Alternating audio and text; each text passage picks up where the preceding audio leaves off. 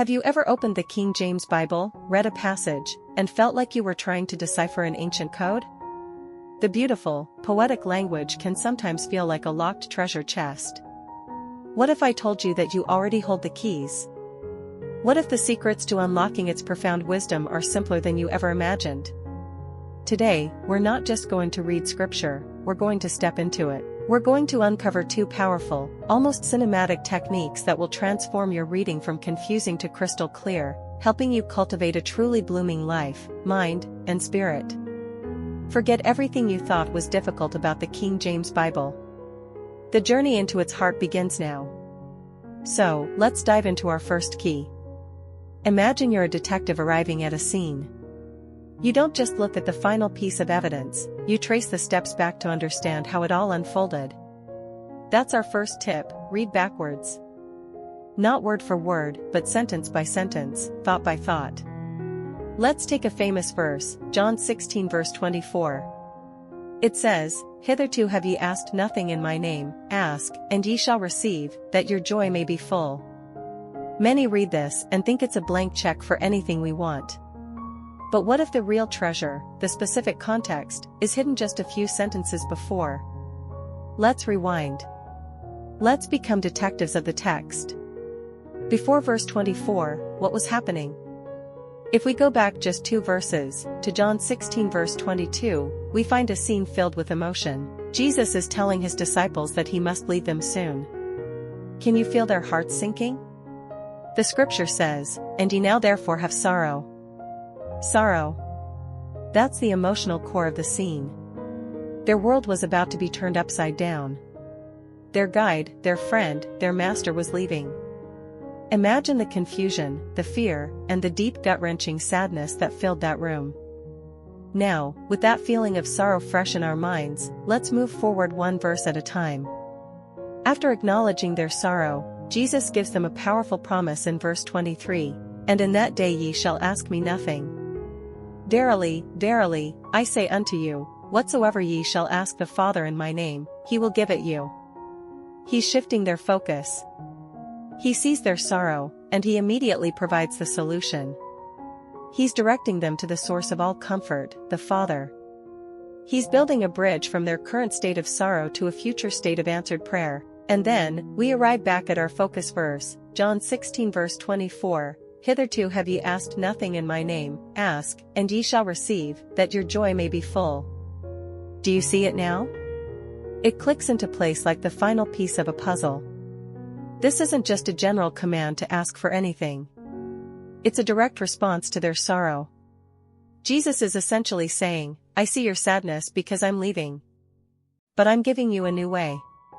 Ask the Father in my name, so that the sorrow you feel right now can be replaced with something incredible, so that your joy may be full." The specific request implied here, the antidote to their sorrow, is joy. By reading backwards, we didn't just read the words, we uncovered the story, the emotion, the divine solution. This technique doesn't just give you information, it immerses you in the narrative. Now for our second key, a simple yet profoundly powerful piece of grammar that acts like a director's note in a script, telling you to look closer here. That key is the colon. You see it everywhere in the KJV, that little symbol of 2 dots. Our second tip is this: any sentence that comes after a colon gives more detail about the sentence right before it. It's an explainer. It's a zoom in. It clarifies, expands, and illuminates what was just said. Let's revisit John 16 verse 24 with this new lens. The verse reads, "Hitherto have ye asked nothing in my name, ask, and ye shall receive, that your joy may be full." See the colon right after name? The first part sets the stage, "Hitherto have ye asked nothing in my name." It's a statement of fact. Now, the colon signals that what follows will expand on this. What is the result, the purpose, the detail of this new instruction to ask? The part after the colon tells us, "Ask, and ye shall receive, that your joy may be full."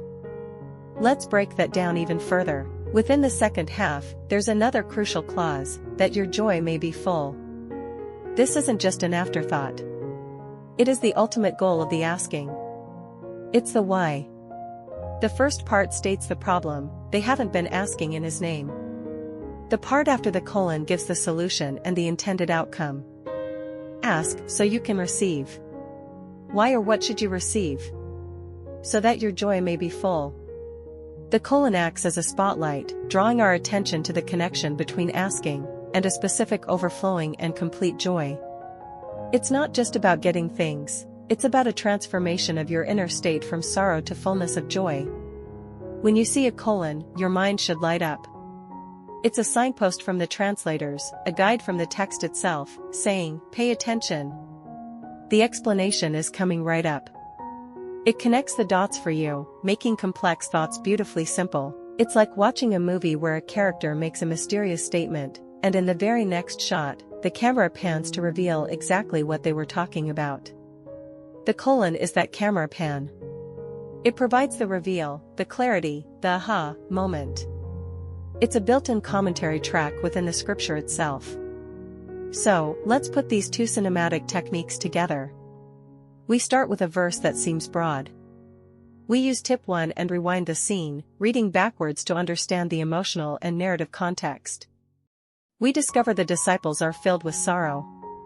Then, we use tip 2 and focus on the colon. We see that the instruction to ask is directly linked to the promise of full joy. The picture becomes complete.